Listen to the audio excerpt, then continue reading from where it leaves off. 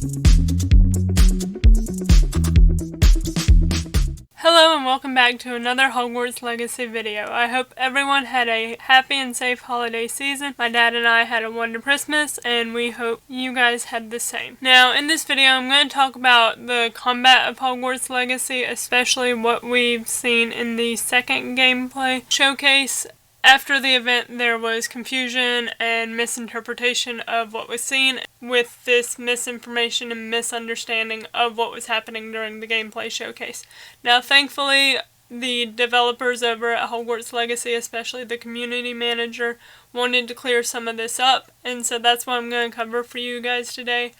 I really was impressed by the combat from the second showcase, especially from our first one, and I have a lot less concerns about combat now than I did earlier. With the various concerns being brought up by different community members, the Avalanche team, specifically Chandler Wood, the community manager, popped over on Reddit to explain some of this. Now, if you want to read this full post, you can go ahead and pause the video here if you want to read it, but I am going to go over everything. If you don't want to read, don't feel like you have to. There are three main points to this post that we're going to look over, and I'm going to do my best to give you my observations from the gameplay showcase as well.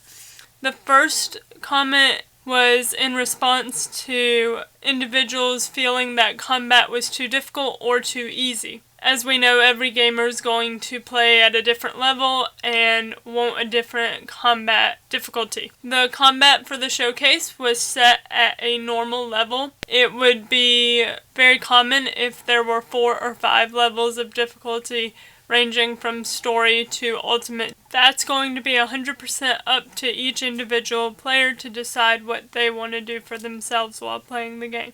Along this same point, Chandler explained that Andrew, the individual they had playing the game off screen, has spent hours as a part of his job with Avalanche Studios and the development team playing this game and getting good at the different mechanics and different combinations that provide the best effects and different ranges of combat styles throughout his hours of playing the game as it progressed through the different levels of development. So I think we need to keep that in mind when we're looking at, was it too difficult, was it too easy?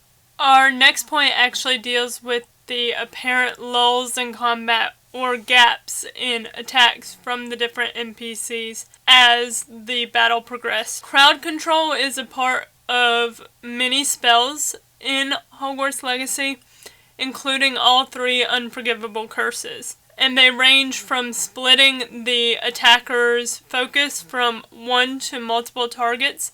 This also includes if you're using plants to split focus from you to a plant that you've placed on the battlefield as well.